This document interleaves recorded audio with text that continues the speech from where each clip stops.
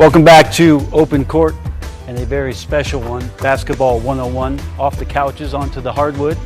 And we talked to two very special players in terms of what they did, Grant Hill and Steve Smith, being very diverse in their games. But now we're going to talk about specialized players. 3D, I see you sitting in the chair. We're going to talk some shooting.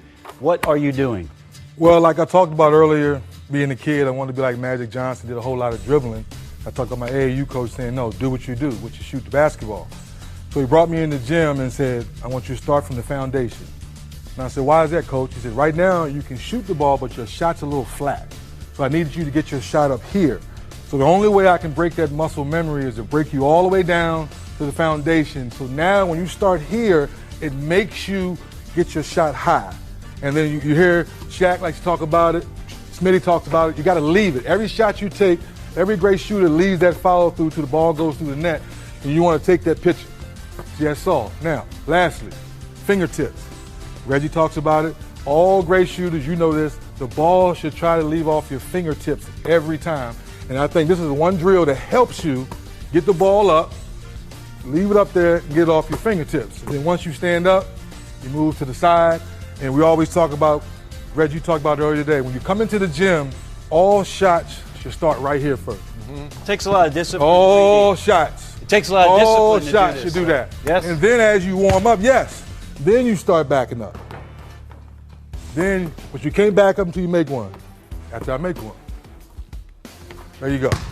Now, you guys were two very different shooters, at least in the way you scored the basketball from the three-point line. So as 3D keeps backing up, and I don't think the studio's big enough, by the way, I want to talk to you guys about one, spotting up, and then two, working off of the screen. So, Reggie, for you, guys in the league right now who you see use their legs in order to create opportunities to get their shots off. Good shooters who know how to use the screen. Who do you think about? I think number one that comes to mind would be J.J. Redick. And especially in that offense when you've got Chris Paul being the distributor and you've got Blake Griffin able to command a double team, you've got to have shooters surrounding them. And J.J. Redick is one of the, if not the best player in the league now who really uses screen. Probably Klay Thompson. Throw Clay in there. Kyle Korver. Kyle Korver. I wouldn't say he runs off screens. I'd say he spots up fantastic. Great call. Great call. In running the break. But it's something that really made my career was setting up my man down low because I wasn't the biggest of guys, but I knew I could shoot and I knew I could read screens. So if I could run all day, then I had the advantage. And you could run all day. The only guy that might have outrun you maybe was Mully, who just never stopped, by the way, but he had to. You got a great screener in Shaq out here, but I want you to talk about some of the ways. Yes. All right, Zeke, Shaq, come on over here, big fella. Okay, Zeke, you and I play need the my point guard All right, I'm coming. Because Isaiah taught me a little bit of this too when he was our coach in Indiana. Look, we know there's three ways that a defender is going to guard you in the motion. They're either going to force you one way, so either that side or that side. They're going to play behind you, or they're going to play on top of you. Most good defenders like Joe Dumars, Michael Cooper, Alvin Robertson, they don't play this way and they don't play behind because you saw the pass by Isaiah. If you do that, boom. And if you play behind, boom. So most good defenders, like a Joe Dumars, is going to force you one way. And most of the time, they're going to force you away from your strengths, which at the time was Rick Smith, which Rick would be right here. Is John Starks a good defender? He was. Okay. He was. Sure. He's trying to start a little. I know he is. He was good. What, was he Joe Dumars? No. Okay. I'm just curious. Reggie, what is your relationship with the point guard as to when it is that you started your action? We've got to be on the same page. And he knows I want to come off Shaq, Rick Smith. So I've got to be able to set him up. Smitty wants to force me away from Shaq, right? So it's my job to set him up. And this is when the games all start. So he's going to force me this way, and the referee is standing there, okay? So first you want to kind of grab a little bit. Now, there's a lot of grabbing going on in You do. this. And you want to act like you're getting held when really you're doing the holding. So you're like, ref. So I put my hands up, ref. So all what I'm really trying to do is set up Smitty to get him off balance. So I know he wants to send me off this way, but I want to come off number 34 because that's my bread and butter. and it's all about reading screens. So now, And while he's doing that, every time he takes an inch, I'm looking at the defense also, so I'm baiting him with the ball. so here, and this I'm is when the faking. game starts. So he's going to force me off one way. So now I'm going to turn to him, and I kind of want to get into him a little bit. I want to move him. So now I'm moving him up. Now he's got me. Now I'm moving him up, Now, right? wait. So this is when I'm going to fake one way, and he thinks I'm going off the way he wants, and I start my sprinting now. You're having to read the defender here as well. Correct. It's on the big guy on the screen. So thank you for that. So here's my picture. Boom. I got him. Oh, so I'm assuming he's going to trail me because he's right on my heels. So now my next picture is looking at Grant.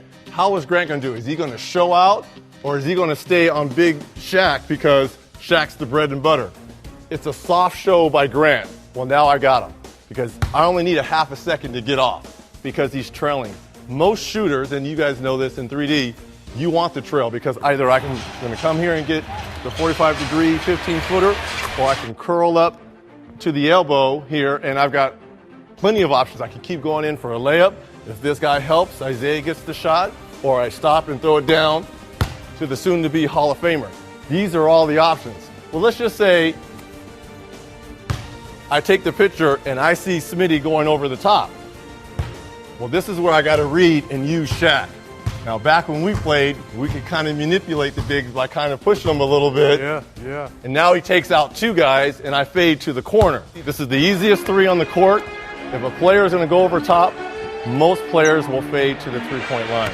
If he trails me, normally, unless he falls down and Shaq gets him good, which he got me a lot of times when I was trying to guard Kobe coming off this play, illegal screens, then I'm going to come off right here to about a 45-degree angle. So the footwork for you, though, Reggie, at the three-point line, how does that differ? Because at this, Mark Jackson's coming over. He knows you're on the fade. He's also seeing Smitty cheat. Sure. You're going out there. How is it that your footwork's setting up your balance there? Most shooters, they never look down at the three-point line because they know where they're at on the whole court, right? Yep. And it's all about footwork. And that's one thing I prided myself in from UCLA because they taught fundamentals every single day, all about the wooden rules, to the NBA.